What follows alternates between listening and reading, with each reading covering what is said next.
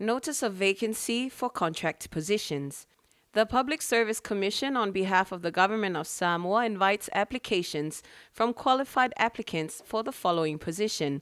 The position is on contract for a 3-year term. Ministry of Natural Resources and Environment. Position Technical Advisor or Consultant. Commencing salary 79,636 tala.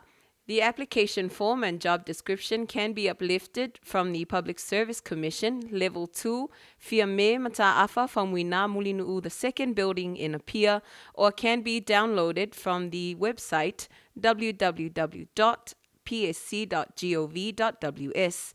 Application forms, RNS Form 2, are to be used by all applicants and are to be addressed to the chairman, must be submitted to PSC by the 24th of June 2021 before 5 p.m.